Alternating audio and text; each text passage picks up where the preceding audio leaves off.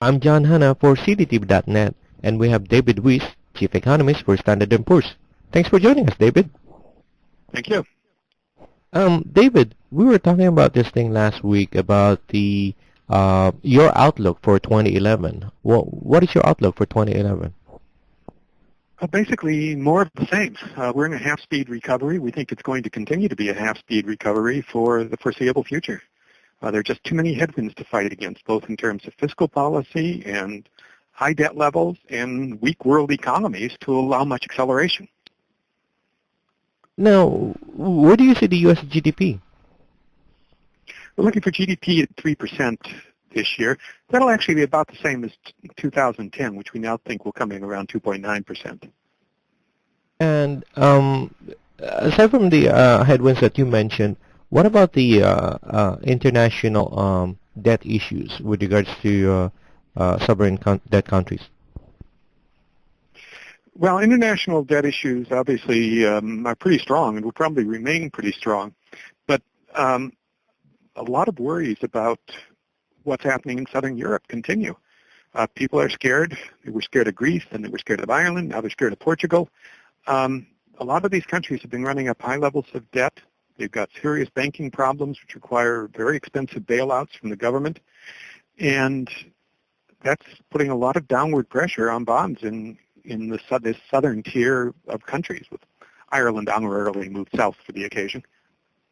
So with regards to are bonds a bad place to be in 2011? I think it depends on what kind of bonds you're in, but generally we're expecting bond yields to come up as markets realize that the recovery is real and is durable. We still think the recovery is going to remain soft, but that still implies a gradual move upward, especially in view of the massive amount of government debt that's going to be issued again this year and an expected end to the Federal Reserve's quantitative easing policy in the second half of the year. So where do you see the Fed rates for the year? I don't actually expect the Fed to raise rates by the end of the year. I think they'll probably wait until early 2012, but I do expect them to stop their current purchases of long-term government securities. That means 10-year bond yield probably above 4% by year end. So what kind of potential scenarios are you looking at on your notebook or on your notes with regards to 2011? Kind of like, if this happens, this is what's going to happen potentially. What's gonna happen with the market? Well, our baseline case, which is nothing goes wrong, says that the market should have another decent year. We're looking for a total return in the 9% range for the year, 7% price increase. And again, that's not a bad performance, but there is a lot of opportunity for things to go wrong. And the things we worry about are, number one, a worsening of the European debt crisis with, at worst, a potential crunch like we saw back in 2008. Be good for the bond market, but a disaster for the stock market. And obviously we worry about the geopolitical risks, not just in the Middle East, but also in Korea. But obviously a Middle East crisis could easily push oil prices well above that $150 peak that we saw back in 2008, and that could push the economy back into recession.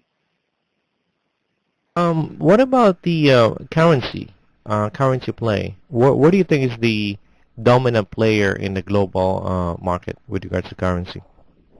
Right now the squeaky wheel is Europe, and the movement of the dollar is going to depend very heavily on whether Europe can get its problems under control. If it can, then I think the euro will continue the recovery that we've seen in the last week or two, and the dollar will probably go back into a slide as we were seeing this time last year.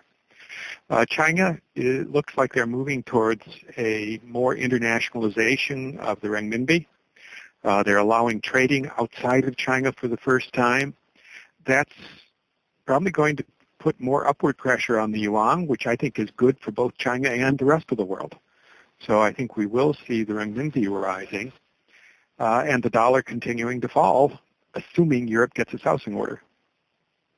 No, since we're talking about the euro dollar, is it more likely to have one or two countries to get out of the European Union?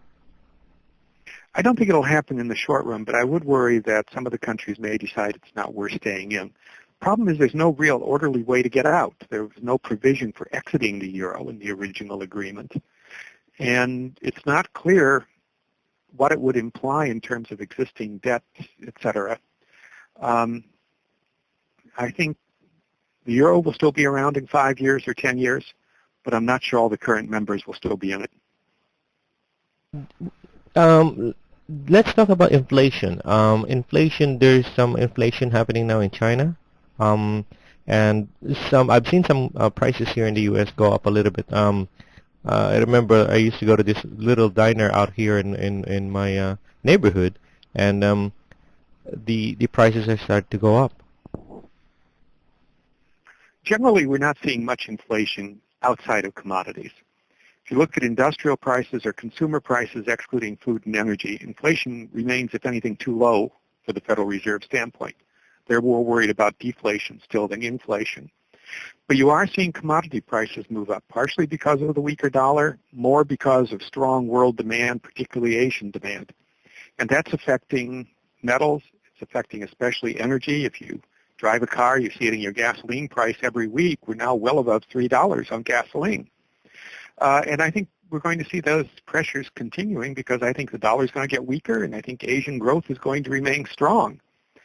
Food prices have come up partially for the same reason, strong demand in Asia, but also because we've had some very significant crop failures throughout the world, which have pushed grain prices and some of the other agricultural prices up pretty sharply. They're only up 3.5% from a year ago, but that's probably what you're noticing at your diner. Okay. Let's cover industries now. What are the potential leaders and laggards for 2011? Well, the construction sector continues to be a lagging sector, particularly commercial construction. I think we're seeing some stabilization in residential construction. I expect to see a slow recovery for that sector, but another down year for office and commercial construction. Outside of that, autos are starting to come back. They're still very weak. 12.5 million sales pace in December would have been horrendous news any time before, a couple of years ago, but it looks a heck of a lot better than the under 10 million numbers that we were seeing back in 2009. And generally the consumer is coming back, but just not as quickly as he normally does. Equipment spending, on the other hand, is pretty darn good, both domestically and internationally, as people finally have to replace equipment as they push for greater productivity, which means more modern equipment put in place. So we're seeing double-digit increases in equipment spending.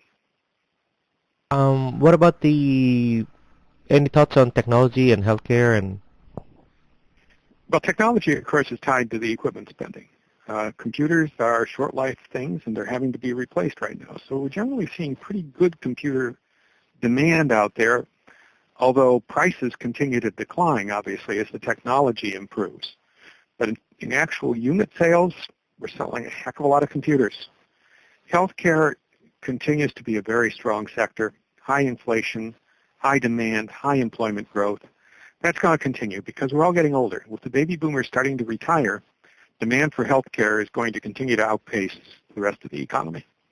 That's David Wyss, Chief Economist for Standard & Poor's, and I'm John Hanna for CDTV.net.